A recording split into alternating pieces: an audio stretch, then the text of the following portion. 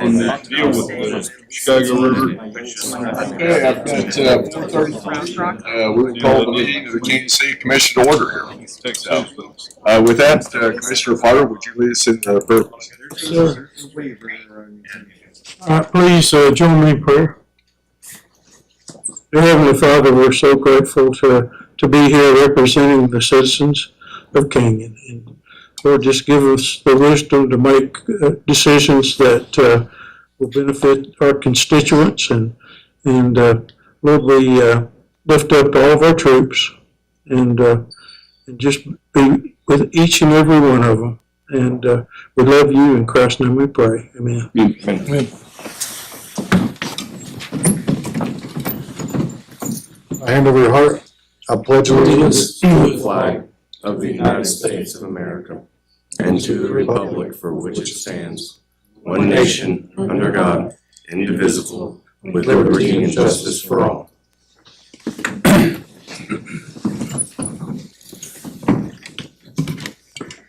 All right, that takes us to the approval of the minutes of the meeting of March 3rd, 2026.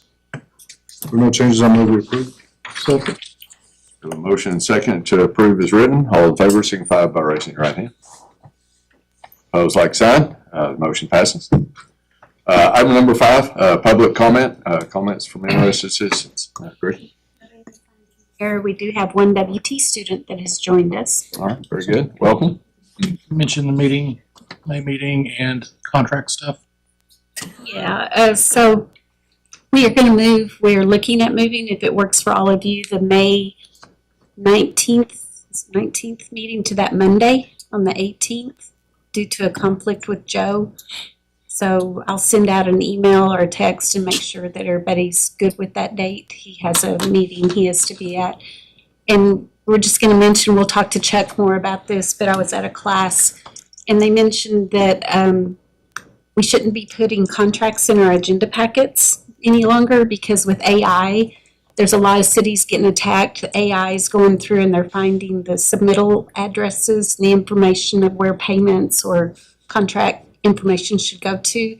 And then these companies are sending out information requesting a change of address or change of account, and cities are doing it and they're getting caught with sending information out. So their suggestion at my class was we just no longer put contracts in agenda packets that can be searched on the web. But like we'll get with Chuck and discuss that more and see what the legality is. They're public record.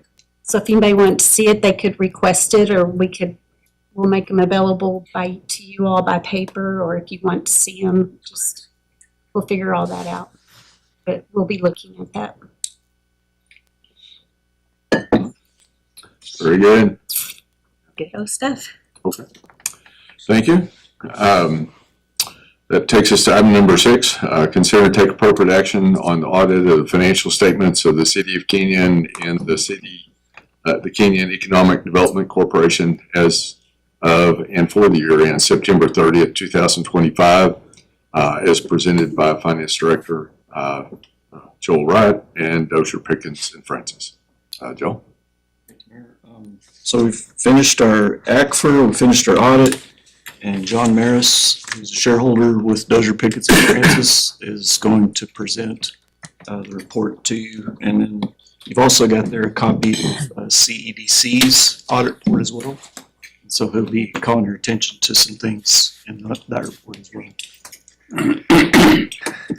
Good evening, or I guess still afternoon. It's everyone's favorite time of year. That was supposed to be a joke. Good afternoon, ladies and gentlemen. As Joel said, my name is John Maris. I'm the audit partner of Dozier Pickens and Francis, your external auditors. Before I begin, I do want to thank this commission for continuing to allow us to come down and serve the City of Canyon in that capacity. They don't let me make the trip anymore. They keep me fairly well chained to my desk. But my staff always comes home singing the praises of Joel and all of his, and truthfully all of the employees that you have here at the city. They really do everything that they can to make our life as easy as possible, and I really do want to thank them for all their efforts. So, without further ado, this is a fairly lengthy report, and I don't want to take up all of your time tonight because nobody wants to hear me ramble for that long, as evidenced by your two commissioners skipping. Let's go ahead and dive into this. Page number 8. is not anything related to our opinion, but it is something that I really want to draw your attention to. It's the Certificate of Achievement for Excellence in Financial Reporting. This is the report from, or the award from the Government Finance Officers Association for having a complete and accurate ACFR, Annual Comprehensive Report, that's awarded to cities every year. And the reason why I wanted to point this out is because of the impressive work that your finance director puts into creating this booklet, and the fact that he is able to receive this award. He is one of 3 people in the entire Panhandle that I know of off the top of my head that is actually preparing their own ACFR in its entirety. So he really is in an elite class, and y'all are doing a fantastic job at making sure you've got somebody of that caliber in that office. Best advice I can give you for the entire evening, chain him to his desk. He's just not allowed to leave. So, just want to make sure you are aware that's what that is, or where that is and what it is. The next item, I'm going to reference it throughout the evening, but I'm going to not spend any real significant time on it. It's pages 12 through 20. This is the management's discussion and analysis report. Again, this is not anything that we prepare, it's not anything that we opine on. But if you really wanted to look at the highlights of this entire booklet in just a few short pages and get the scope of what it's talking about, this is what you would read. If you'll read just these 8 pages, you'll have pretty much the comprehensive analysis of what's happening inside of the rest of the 180. So I did want to point that out there. And again, this is something that is written by Joel with a couple of paragraphs by Joe added in as far as the outlook and where the city is hoping to go. So I'm going to reference this a couple of times, but we're not going to go over it in any great detail. All right, TSF's out of the way, let's talk numbers. We're going to go to page 21, Gretchen, and really it's going to be, it's one of those facing pages we talked about. So we're going to be on the PDF page right before that. Yep, that's exactly where we're at. All right, so this is the statement of net position for the city. The way this is effectively your balance sheet, the way this is broken down, you have your governmental activities, your general fund, then the business type activities would be your utility funds, the golf course, coming into a citywide total, and then off to the right-hand side, you have your 2 component units, the EDC and the Tiers Zone 1. I'm going to spend most of my time just talking about the city as a whole, so this page that Gretchen's already on. Page 21 here is the assets. Page 22 that we're going to turn to in just a second will be the liabilities and the equity. So you can see at the top left-hand corner of the page there, you finished the year with cash and cash equivalents just north of $4.3 million. That is down citywide about $545,000 year over year.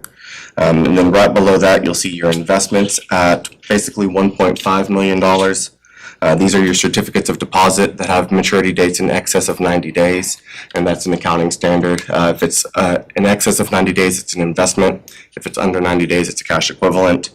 And those are down approximately $630-ish thousand. So your cash reserves are down quite a bit over the year. You've had a couple of projects going on though. So that is talking, or why that's happening there. I do want to point out just a handful of lines below that. You'll see restricted cash for construction and restricted investments for construction. Same classifications as to what's cash and what's an investment, but these are the proceeds from your 2 bond issuances for the year. Restricted cash is up $7.2 million and restricted investments are up $10.2 million year over year. So those are the unspent proceeds there. Working our way down the page, you will see your capital assets, from all the way from capital assets not being depreciated to the end of that section. General fund assets are down $1.3 million. That's net of depreciation expense. That's why those are decreased. There's a chart on page 46 we're going to get to in just a moment, and that'll kind of explain that a little bit better. The utility fund assets are up $5.3 million. Again, just a few projects going on. The rest of your assets stay pretty consistent year over year, so we'll go ahead and flip over to page 22. One more down, man. Perfect, that's exactly where we're at. Your liabilities here, not a great deal to discuss. I do want to point out the 4th line down, you'll see intergovernmental payable.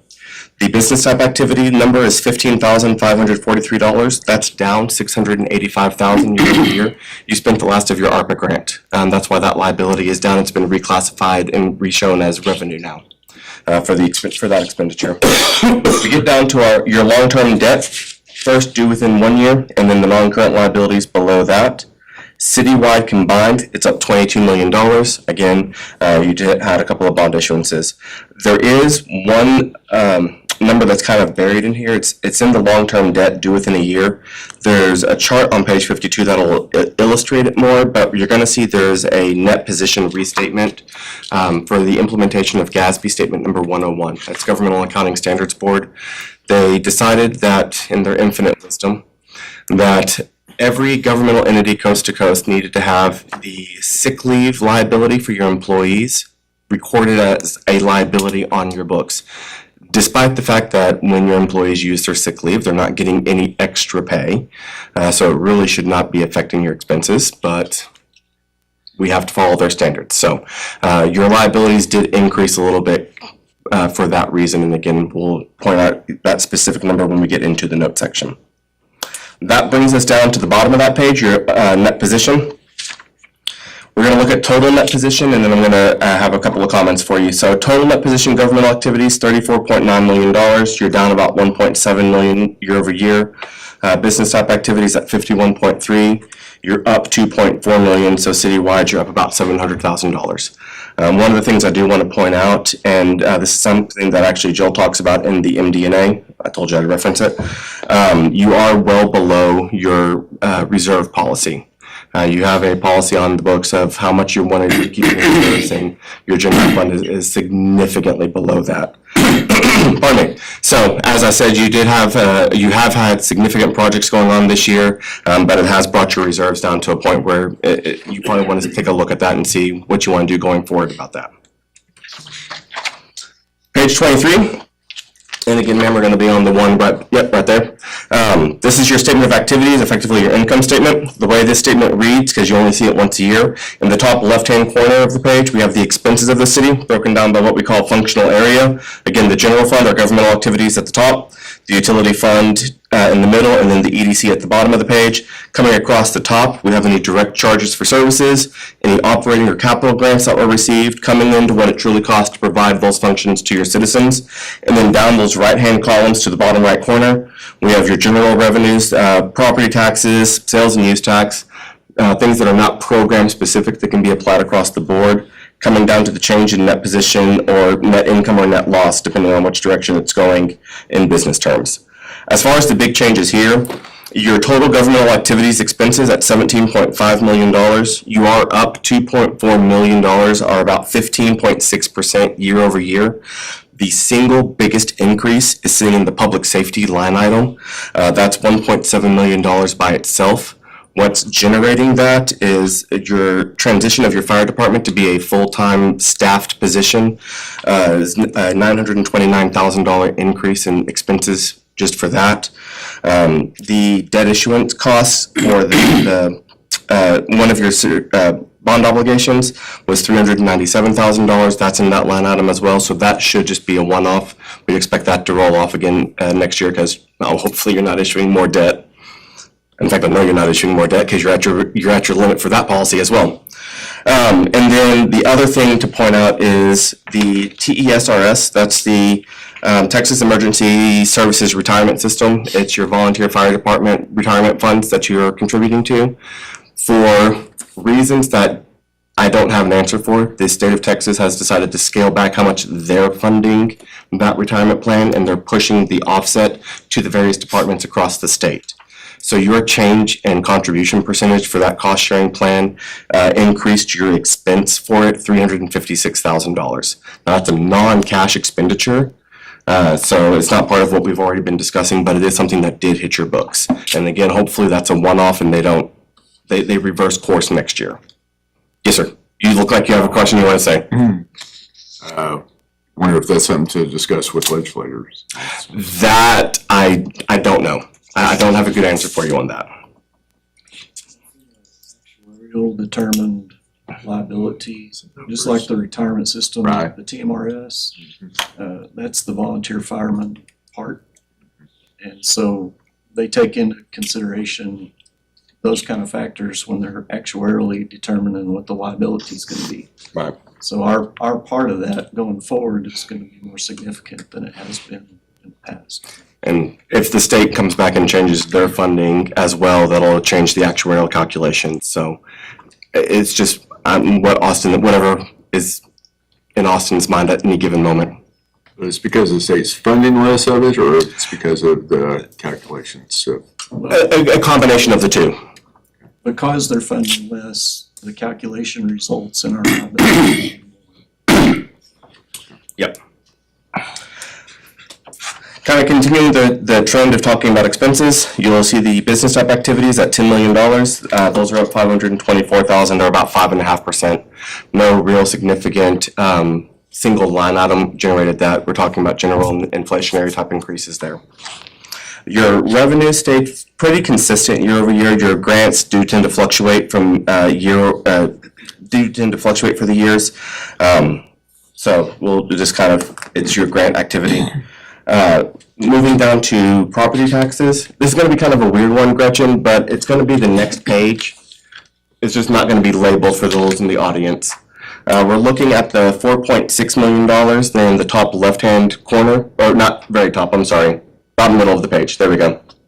And then the $412,000. That's property tax levied for general purposes and levied for debt service comparatively, or respectively. Combined, you're up $584,000, or about 12.9%. What generated that is the CAD gave you a bump in your valuation of 9.63%. You increased your overall tax rate by 4.39%. So really, if you just look at the total rolls, then the way the math works out, if you look at the total rolls, you were expecting about a 7.3% increase in your revenue. You got significantly more than that. You had a bump up in collections, actually, from where you were in previous years. So it's a good year for your property taxes, and your citizens really helped contribute to the funding of the city. Sales and use tax is also up, that $3.7 million. That's up $256,000 year over year. So your revenues are on a good trend up. That will, if that continues, that will help with the reserve discussion we were having. If you can work out a long-term plan for your expenses. So just to put the nail in that conversation, you will see your change in net position down there. The general fund had a net loss for the year of almost $1.5 million. That's down $3.3 million year over year. That is a direct result of what we've already talked about with your expenses. That $1.5 million loss, if not for all of the increases you had with your public safety, you would have been at least break even. So that's still down from last year. The utility fund, $2.4 million, that's a net gain, and that's down $470,000 year over year. And again, that's increases in expenses. All right. Page 24 starts the fund level presentation. This is more akin to what you're used to seeing coming out of Joel's office on a monthly basis, so no new information. I will just point out that you will see the general fund and the capital projects fund separated out side by side. The non-major governmental funds are all the other little non-major funds aggregated together into a singular unit. 25 and 28 are just the reconciliations between what I've already gone over in detail and this fund level presentation, which approximates more of a cash basis. It's effectively cash in, cash out. Page 29 through 32 is 33 is the fund level presentation for the proprietary funds. I'm not going to spend any time on those. It's the exact same information that we've already discussed, just broken out between the two funds side by side. So if you wanted to look at them individually, you could. This is the big gap I was warning you about. Page 34 starts the notes of the financials. I'm not going to go over these in any detail. There's not enough coffee in the world for that. So the ones that I think are going to be of the most interest to you are going to be all the way down on page 46. Note number 3 will be at the top of the page, ma'am. All right, this begins the about 3-page discussion on your capital assets, where you began the year, increases you had, retirements that or sales that you had, and then where you ended the year as far as your fixed assets. The governmental activities are there on the left-hand side of the page, so you can see your purchases that you had. Approximately $1.2 million of purchases there, and then that was offset against the depreciation expense, coming down to the $1.3 million decrease at the bottom of that increase column there that I already mentioned. And then page 47 is the exact same information for your utility fund. And again, you can see really the construction and process line or progress line item. That's where most of your activity went, and completed projects that were transferred and reclassified down to a depreciable asset. Page 48 is the same information for the EDC, so you can see their activity, but we're going to talk about them in more detail later on. That gets us to page 50, note number 6. And really, Gretchen, if you want to just go ahead and skip to page 52, that's where I'm going to land in just a second. Starting on page 50, each one of your bond issuances is broken down by paragraph there. And that on that page 50, the second paragraph is the new issuance for the general obligation bonds in the general fund. And then over on page 51, the fourth paragraph down is going to be the new issuance of the certificates of obligation for the utility fund. But each one of your bond obligations, like I said, is broken down by detail there. All that information is summarized on page 52, and then a graph so you can see where you began your year with your debt obligations, additions that came in, payments that were made, and where you ended the year, and then also what was due within 1 year. I told you we would talk about your compensated absences. This is going to be your sick and vacation leave added together now. You can see those at the bottom of each one of those charts. That beginning balance has already been trued up for the restatement for GASB 101 that I've mentioned, and then the change in liability coming into what effectively your employees were entitled to as of the end of the year. Pages 53 and 54. This is going to be principal and interest, what you've obligated yourselves for over the next 20 years. Page 53 is going to be your governmental activities. So you can see on all your bond obligations what those are going to amount to. And then page 54, in much smaller print, that's supposed to be another bad joke, is the same information for the utility fund. Again, bond principal and interest commitments for the next 20 years. We are going to skip over page 55, note number 8 through note number 9 through page 74 is all of the information on all of your retirement plans. It is valuable information. I do recommend you read through it, but I'm just going to summarize it by saying your plans are all working the way that you would expect them to and the way that you would want them to. We would say there's no changes that need to be made as far as your funding status is on any of your pension plans. So note number 10, starting at the bottom of page 24. I'm also not going to spend a whole lot of time on this, but I wanted to point it out because it does exist in your book. This is the commitments for the EDC, what they've committed themselves for at the end of the year. When we get into their specific booklet, we're going to talk about it a little bit more, but all of their information is restated in your book as well. So if you wanted to, you could just read one and not the other. All right, going to page 77. First, we have note number 11, your tax abatement agreement. This is just the single tax abatement that was in place there with Lone Star. And you can see how much you abated for them in property taxes for the current year. And then note number 12, this is not a required disclosure. This is something that on the cities that we prepare the financial statements for, something that we add in for the benefit of the commission. When speaking with Joel, he liked the idea of it, so he's keeping it going. But it's not the constitutional limit that the state of Texas says you can assess in property taxes compared to where you actually are. Now, unfortunately, Austin has turned this into a theoretical discussion because you can't max out your tax rate in a single year anymore. You really never could, but it does provide some insight into how well you're functioning on what really amounts to a very low tax rate. The state of Texas says if you were to max out your rate, you could assess $2.50 for every $100 worth of valuation. Your fiscal 25 report has you at 41.011 cents. That is combined M&O and INS. So you have a margin of almost $2.09. If you were to max that out off of the valuation that you have, you could generate an additional $27 million, $27,368,000 worth of revenue. What this tells the readers is that you have significant room within your tax rate to maneuver should something unexpected or catastrophic befall the city. You have the ability to generate some revenues should you need to. So that's the reason why that note is there. And gentlemen, with that, that is basically the ball game. Note number 14 on page 78 just is the actual explanation of that restatement that I'd already mentioned and brought up. So from here on out, I'm just gonna kind of point out where information is, but there's nothing really more to discuss. Pages 79 through 87, this is the required supplemental information. It starts off with the budgetary comparison schedule, just so you can see how everyone worked with the budget that you gave them for just the general fund. Pages 88 through 98 are the combining and individual fund statements and all your non-major funds. And this way you can put your eyes on every single fund of the city and see how they're all behaving and operating. Nothing really new to discuss here, but that is where that information's at.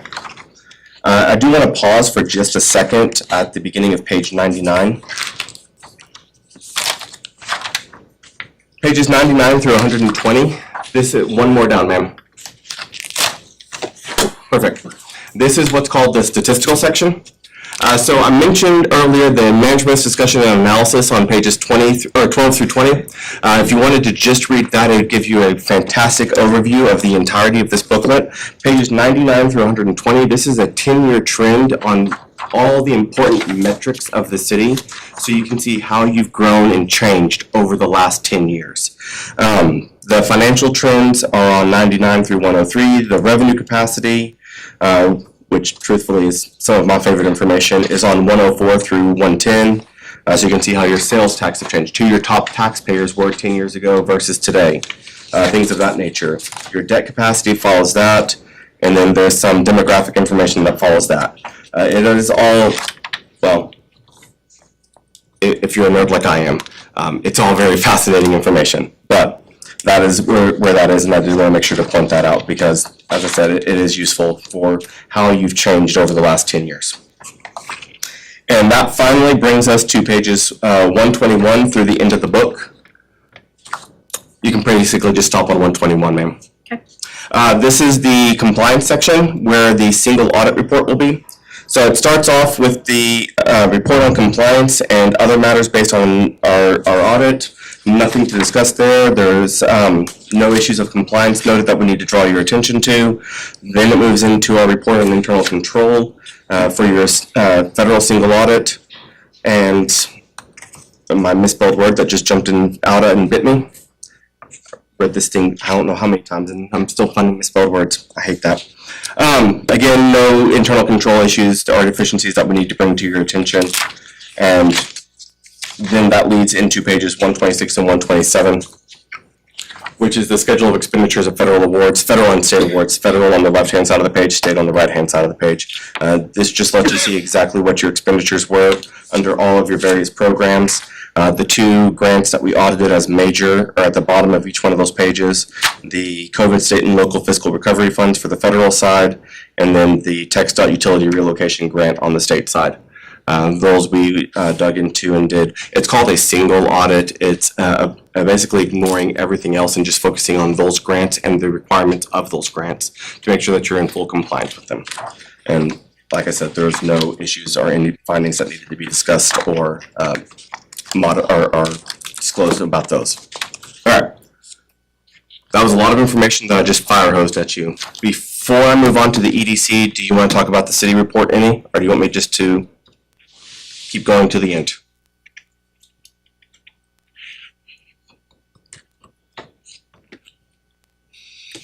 I think I'm good, John. I'll look through it more and if I have any other questions, I'll.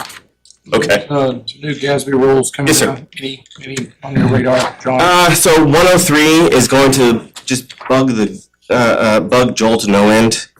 It changes up the budgetary comparison schedules. It adds a column where you have to disclose your budget amendments on the schedule. Not anything that's going to be too onerous, but it is going to change up his page counts and formatting, which I'm having to do it 70 times over, and it's frustrating me. Is that just budget amendments? Does that include JEs as well? No, just budget amendments. What the state is trying to get to is the actual letter of the budgetary regulations is that you're only supposed to be amending your budget for extreme emergencies or extreme or unusual events. And what was being discovered is that apparently municipalities, small municipalities, would just spend as if they didn't have a budget and then do a budget amendment the day after year end to make their expenses match. And that's kind of, I mean, it violates the spirit of the law. So they're trying to show stuff like that and see if that's what's happening or not. GASB 104 is going to hit, I believe, the year after that.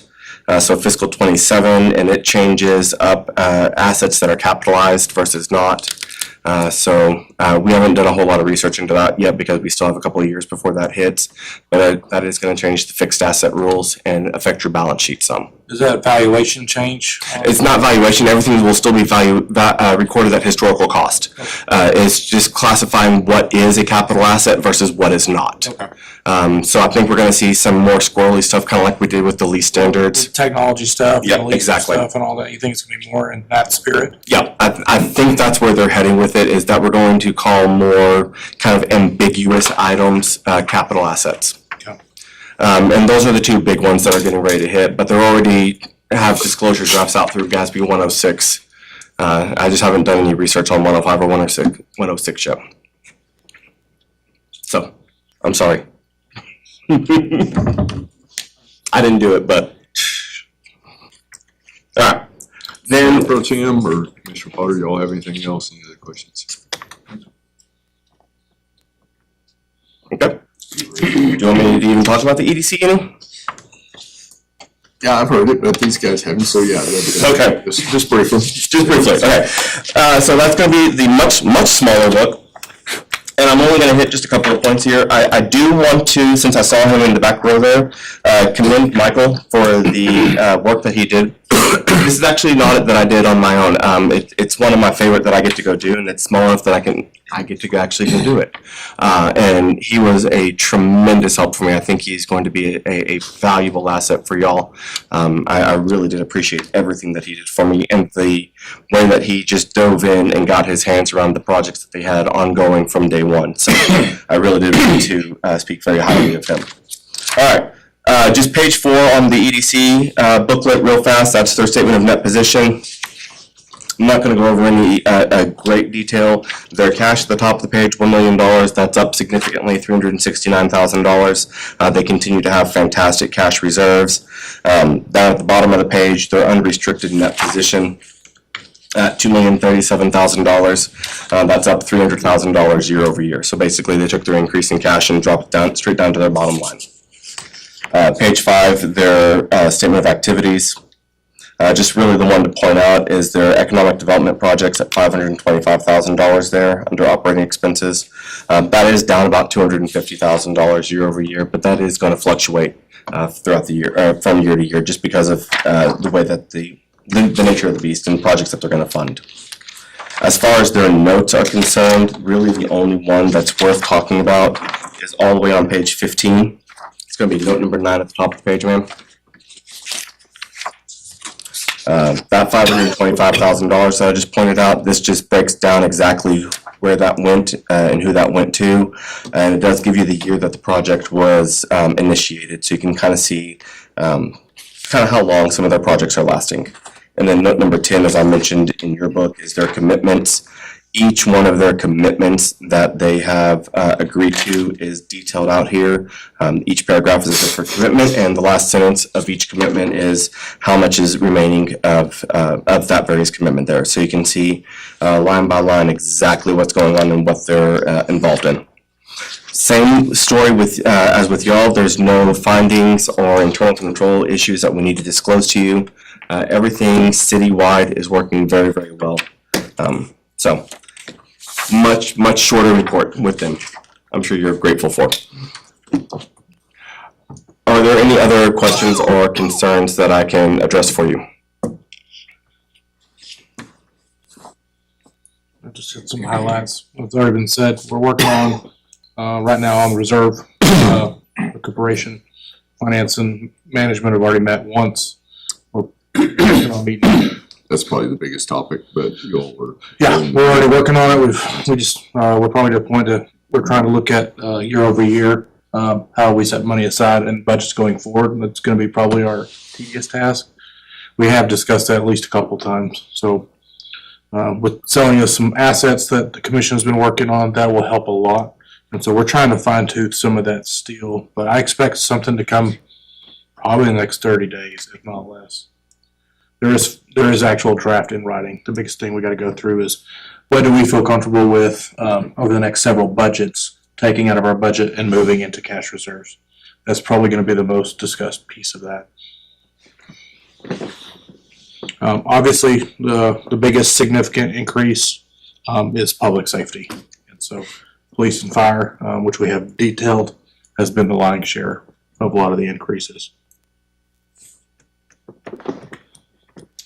John, random question. Yes, sir. When does the agreement with Lone Star roll off? What's the end of that?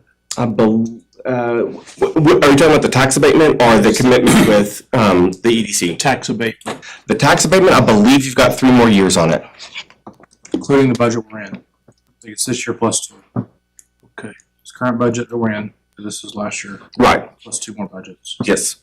Were we able to make some adjustments where we take fuller advantage of that, or? We, There will be an increase when that comes on to the tax roll.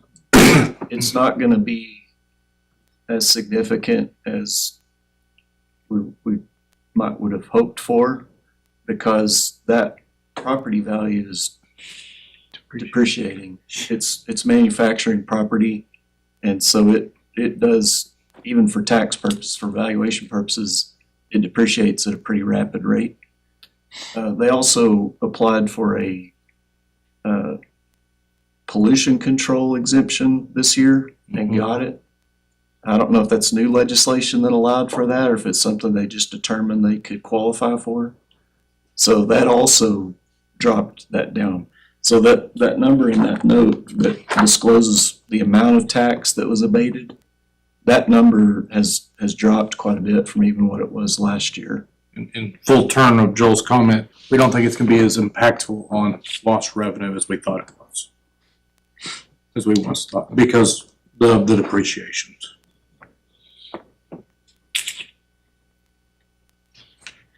It does help us stage, and when Michael and I have discussed it at length, because we're working on possible other projects of maybe doing percentage based versus just payments in lieu of taxes, because technically payment in lieu of taxes is 0. So it's 0.000% property tax, and then that final year drops off and it's 100%.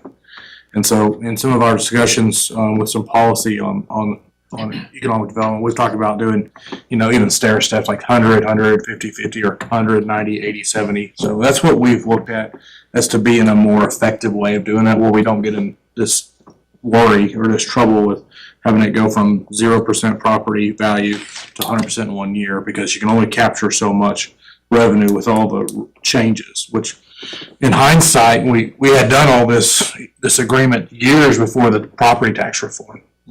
And so never would have been able to guess that, so it's just something we had to adapt to.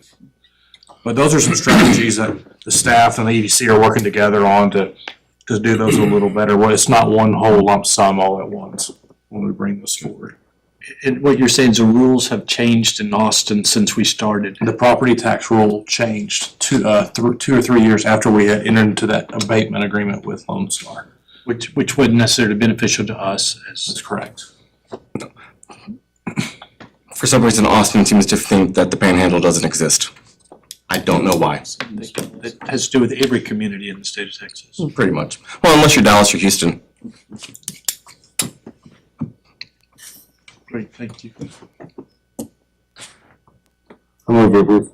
Second. I have a motion second to approve the audited financials of City of Canyon. All in favor, signify by raising your right hand. Opposed, like sign. Motion passes. Gentlemen, again, thank you for your time this evening. I do greatly appreciate it. As I tell you every year, we're not just a firm to come in at the end of the year and drive these folks crazy. We are here for you year round. So if there's ever anything that we can do for you, please do not hesitate to give us a call. Our philosophy is that phone calls will always be free. We don't start our clocks ticking till we either have to go somewhere or prepare something, so take advantage of that as often as you need to. Thank you all so much. Thanks, Sean. All right, item number 7, consider take appropriate action, engagement of an auditor for the City of Kenyon's financial statement audit for the fiscal year ending September 30th, 2026. Thank you, Mayor. So while it's fresh on our mind, I want to go ahead and engage an auditor for our audit for next year. We would recommend Dozier, Pickens and Francis again. I've given you a copy of their engagement letter there in your packet.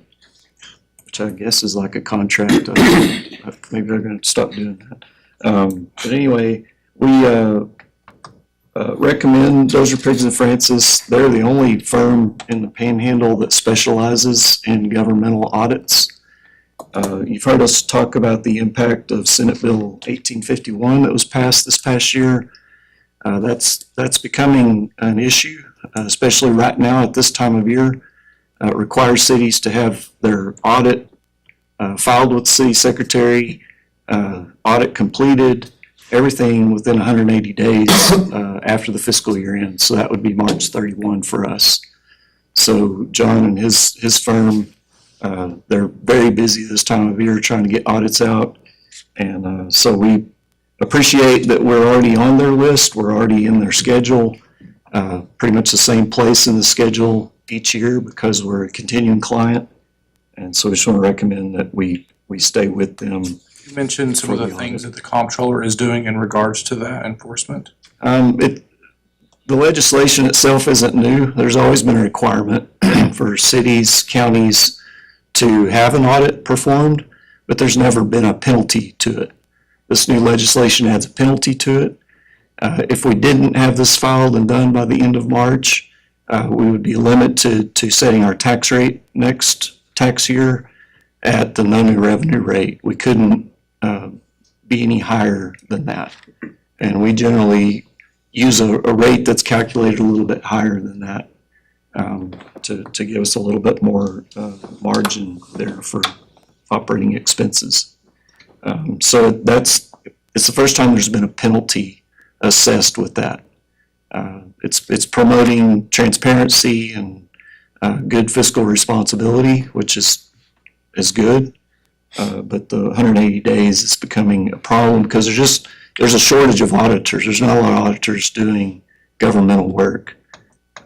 John and his firm are the only one that do it exclusively in Amarillo. There are other firms that do governmental audits, but they're not their specialty. We would have to go to the Metroplex to get a firm. It's rolling out that is very useful for homeowners, for developers, for builders. It's really a comprehensive zoning map, and I brought this up here to show you. So these are zoning regulations that has setbacks, it has landscaping, it has zoning, what's allowed, what's not allowed. And so basically, once I find it, what this map does is it takes all the information that's contained in here, it really visualizes it and creates a very user-friendly mapping system that you're able to go and get all of this information very quickly. It's right at your fingertips. And so this new map, it's called MapLink. We will have it on our website. When Megan rolls out the updates to the City of Canyon website, I'm going to click on this. I'm just going to give you guys a quick demonstration. There is no action on this item. I just wanted to let you guys know this has been in development for a little while. We've taken this live, so it will be an active link on the Planning Department's website once we go to the new website. So there you can see what it looks like. We're just going to click on Interactive Zoning Map. It should also have a link on our codification page, right? Yes, ma'am.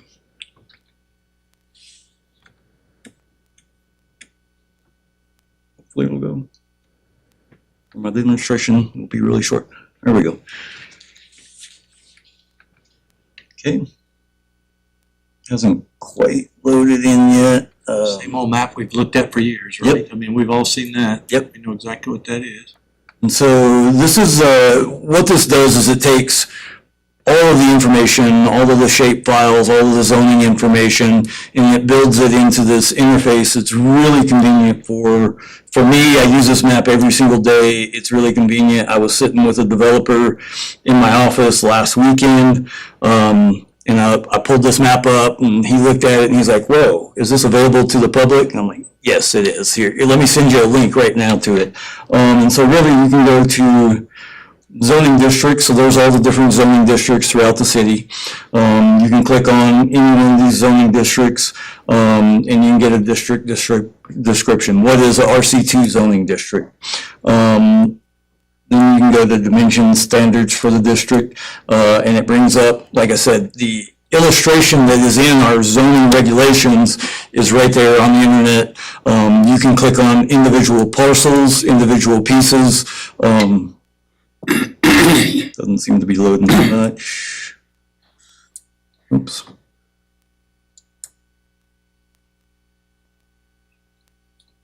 There we go. There's a colorful map. So you can click on an individual parcel that's zoned an RC2 district. We can click the create parcels details. And then we can take this link and send this to an architect or a developer or whoever's working on that lot. And that's going to give you what your minimum landscaping is, what your your setbacks are, what's an allowable use in there. So if you have questions on what can I do, what can I not do? There's allowable land uses. So you would just come down to retail services. Here are all the things that are allowed. And so, oops. So it's got all of the allowable land uses right there. It's got the, like I said, the setbacks. And so you can do this with every parcel.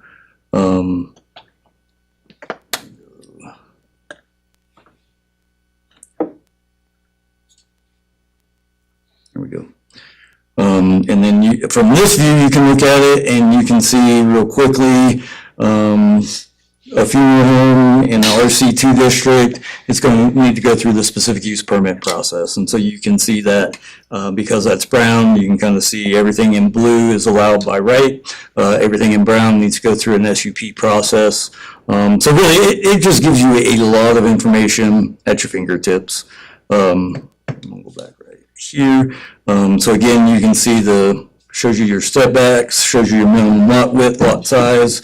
And then what I like about it as well, it's got the landscaping. You can see minimum landscaping 10% requirements, but if you want to go back and read the zoning regs about that, it'll tell you right here, landscaping is in 405 in the zoning regs. And so you can click that link, it'll take you to the zoning regs, and you can go through and read all of that. So like I said, this is pretty cool, comprehensive zoning map. It's just taking all of this information, putting it at your fingertips, send it to homeowners, send it to developers, architects, and really provides them with that information, it really quickly. So I can answer any questions you guys might have on this. So we've got the link on the website now then, or is it? It's not a link on the website. I think the website updates are going.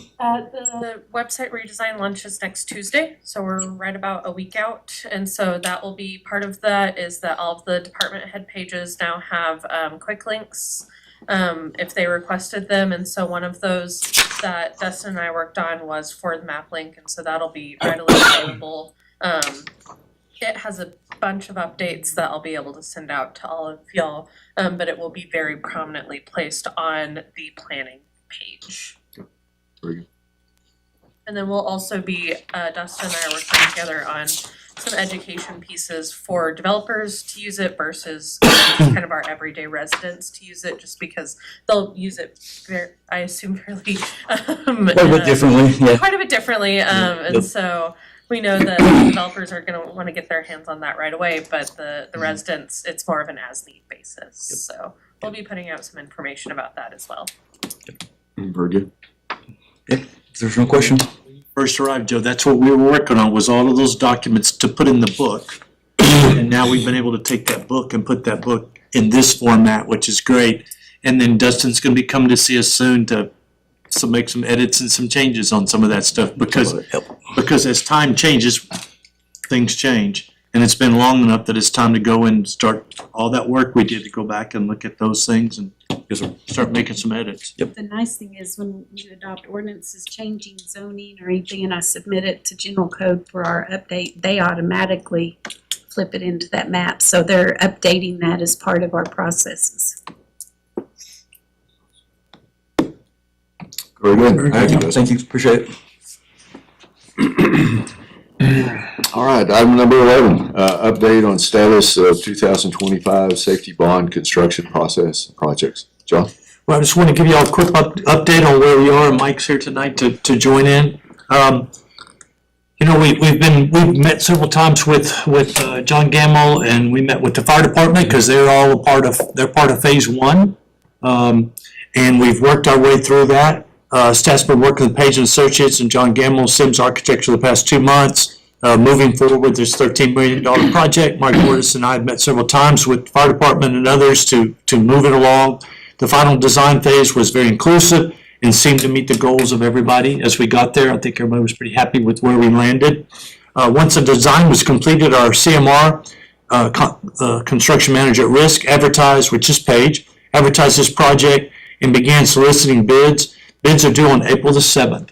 So that's just around the corner. I have the bid books in my desk, in my office. If you want to look at that, it goes through, it's all the details. It's what they needed to go and complete their bids. Once the bids are received, they'll be opened and reviewed. We anticipate receiving the final GMP amendment proposal from Page by April the 13th. Once the city has accepted the GMP, work can begin on phase one. And if you look at the second page there, phase one, it kind of shows you where we are. But what's involved in phase one is the burn house, the classroom building, and the physical training facility across the street. Those are the 3 pieces that are out on the street right now that soon we'll be looking at what the estimates from the contractors are. I spoke to John today, and he was already working on he's already working on phase 2 and 3 plans, trying to move those things along. He was talking about, today specifically was working on the fire station. The fact that they found there are a lot of load-bearing walls. You've walked around in there, you know that that's an odd-shaped building. It's got some odd corners and odd places. That's because it's got a lot of load-bearing walls, and so they're working their way around all of those now that we've determined what those are. I've included a document here which includes shows you the 4 phases, phase 1, 2, 3, and 4 of the process. I already mentioned phase 1 and what's involved there. We'll get the CMR by April the 13th. We'll move quickly. Phase 2, which they're already working on, includes City Hall and the fire station. They hope to by April 1. And I bet that we're a week or 2 off of that they'll have those plans drawn, and the CMR will provide a GMP amendment by mid-May. So phase 3, 100% plans mid-April. So you can see they're working on the same thing. They're working on things at the same time. And then CMR end of May also have that GMP, and then phase 4 completed by mid-April. Lots of things happening, and by the end of May also have that GMP. So a lot of things are happening, and as we work, as the calendar drops a little bit, as we lose a week or we lose a week here or there, it pushes everything back.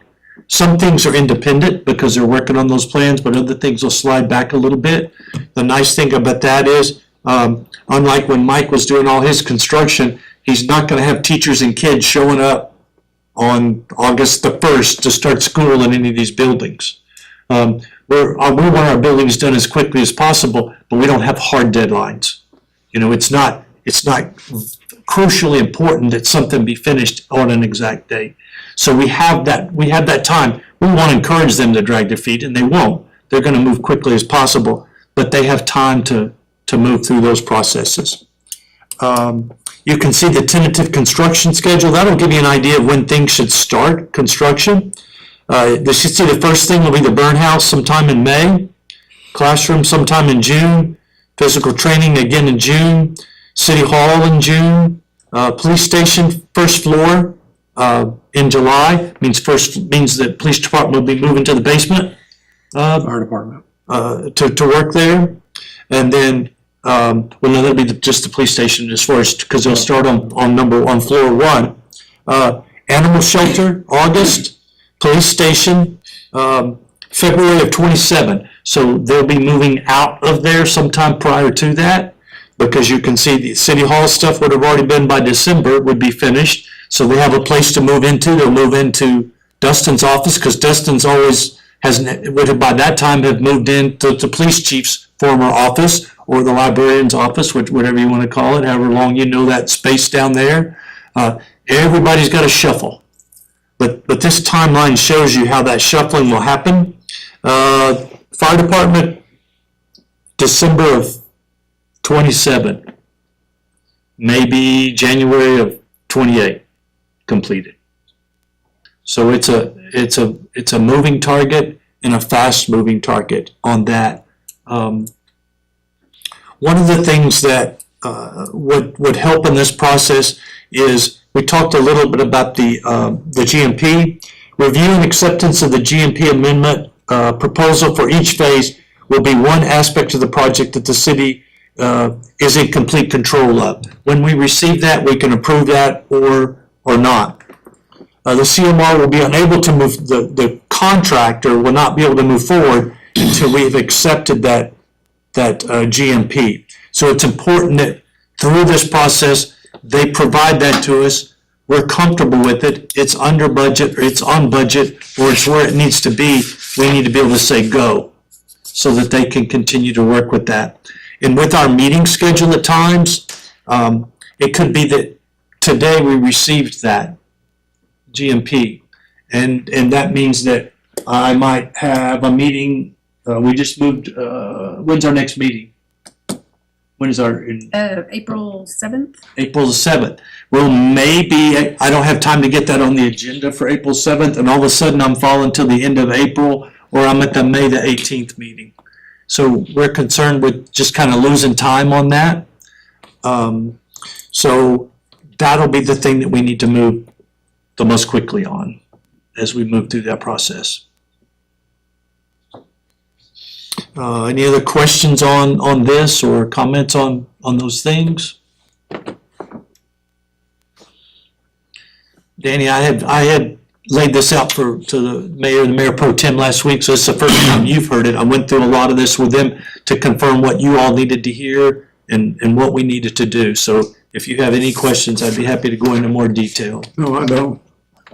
Looks like a reasonable schedule to me.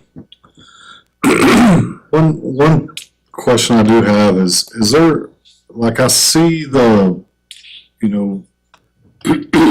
timeline has to follow that. All of those pieces have to fall in that line, except for the animal shelter. Why is the animal shelter so far down the road? Is it kind of independent of itself? Yes. It did not start today? They talk about throwing that, there's a possibility that if that all gets done, it slides into phase 3. And we had a discussion, if you remember that, Mike, I don't remember if you were there, but we talked with them about that. It's actually on that big spreadsheet. There's the blue box that circles on their timeline. The blue box circles that and says that if things get done, we'll flip that up and it'll be part of phase 3. That it'll move along. Because they want to make sure, we're building a couple of other barns, right? That's a barn across the street. And we're building the barn at the classroom center, larger. And the animal shelter is also one of those. So they're gonna kind of see how things come in. If somebody's gonna bid on all of those, it can make us, can be competitive by doing all of those. Those are not? Then maybe it falls earlier or later. It's independent of everything else like the police station. Right. That's why I figured, well, and I mean, let's just be honest, that was, a lot of voters, wanted to see that. You bet. And so seeing that early, makes sense to me. But if it doesn't fall in line because you feel like those contractors are gonna be doing other things at the same time, that makes sense. But if it's gonna be independent, it wouldn't make sense to not have that at the beginning if it doesn't. Right, If there's no pending. if it was gonna be standalone, correct. But if I'm John the barn guy and I'm building out there first and then I'm doing this at the same time, I might not be able to get that done yet. So it kind of falls after those things. But we have had those discussions. It's on the schedule as it could move around, and Brent from Page has acknowledged that already. And you're exactly right. I have had more questions from people about the animal shelter than I have about the fire department or the police department, literally. And that may just be the people I'm hanging out with, but that, Yeah. there are people that are interested in that and want to see that happening. And we have conversations about that piece a lot. And we did talk about, when we met, about us utilizing the mayor and mayor pro tem to kind of move some of those things along. Is that still kind of an idea that you feel like would be? That would be appreciated if you all, if you all could, you might discuss that with Danny, I don't know. Yeah, just the fact of some of those things can, they can get the okay from the city commission, from us, to move those things along quicker as opposed to having a meeting to get those things done every single time they need an opinion from the city commission. And I think some of that's if there were some changes, so I think we need the discernment, okay, these are minor changes and the commission would be good with it versus bringing everything to the commission. But if there's still some major items that For sure. thought is, still bring it to us. Specifically, those GMPs, when we get those prices, not losing that time that I was talking about, that we keep that process going. And that's where Mike and I are gonna come into play when we open those and we sit down with them, they're gonna have about a week to kind of fine tune that and try to figure it out. And they're gonna come to us and they're gonna say, either we're on, we're up, or we're over. And that's where we come into play. It's like, well, we're over, what are we gonna do, boys? How are we gonna, not to you all, but to them, how are we gonna get this where it needs to be? And Mike and I have already had those conversations too, that, it's very easy to fall into a spending game where you say, we'll make that up next time. This phase is, it's here, but we'll make it up here. And then we get to phase 2 and we're like, well, we're gonna make it all up on phase 3, And then all of a sudden we're down to phase 3 and, we're buying a tent for the animal shelter, right? Because that's where you ended up, right? Because you'd spent your money. And so our goal along the way is to hold ourselves accountable and hold contractors and everybody accountable that we've got to do it here. And let's not cut it all at the end. We're going to cut it along the way and come up with numbers that we know that you all are comfortable with. Well, and the other factor for sure, and I know you already know this, but I'm gonna say it out loud anyway, and maybe as important, maybe more important, is the fact that the product that we're producing is usable for the people that are asking for that. So for the police department, or for the fire department, that they have a say in, that's something we can do without, as opposed to. Correct. No, I That's think what it when I talk about Mike and I, that's going to be, what's that texture on that wall? What's that wall? What does that look like? Those kind For of sure. things. When it comes down to technical issues, it would certainly be. We certainly included the fire department a lot this time, and we would anticipate including the police department somewhat in the future also. We'll see. Cody, one thing that we did this in phase 1, we also put several alternative bids, alternates, so that they could list that, because right now, we don't know the cost. So once we get that and we open those on the 7th, we'll have a much better idea of costs that we're looking at. So we can look at phase 2 and have a much better idea right then.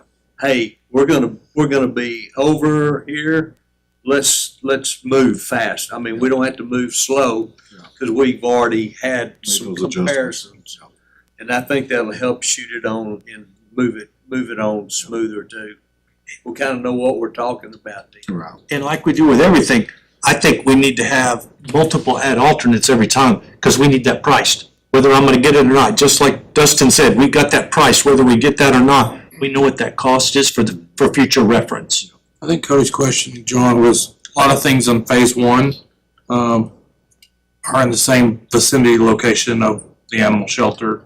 I think that's kind of what he was going at. I don't know if we're too far along to add that up there or not. We probably are. Yeah, I don't, But- no, it is, because that's already bid. Yeah, talking about the locations, I think That's that's done. probably kind But of. it's all gonna happen so fast, you can see it's almost irrelevant once it starts rolling.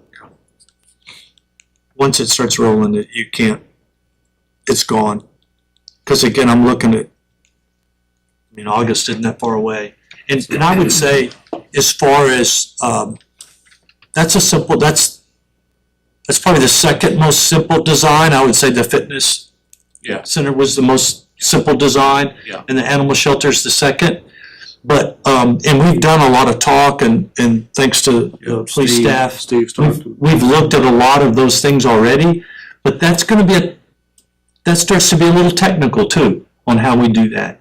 And our plan too is to talk to some professionals also, at WT and at Tech, to make sure that we get the right kind of animal shelter and that we have things, in the right place. I've already heard, even on the big buildings up here, that the drain's in the wrong place and they have to wash down the floor every day to get whatever's in that location on campus in the right place. Well, we wanna make sure it's a simple thing, make sure we put the drain in the right place. But yeah, we'll get there, Cody. We will bring updates, obviously, back to the commission. Yes, oh, constantly, yeah, we will, we'll let you know exactly where we are.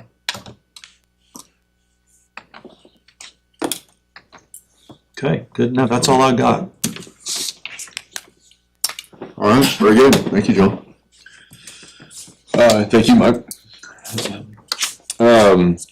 Item number 12, executive session pursuant to 551.071, consultation with attorney, and 551.072, deliberations about real property.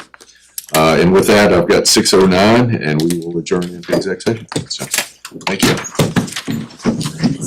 6:09.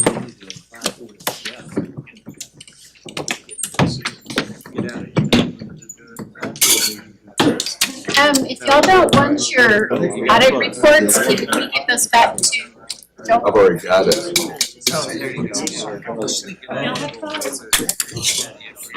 Joel doesn't want my start. I'm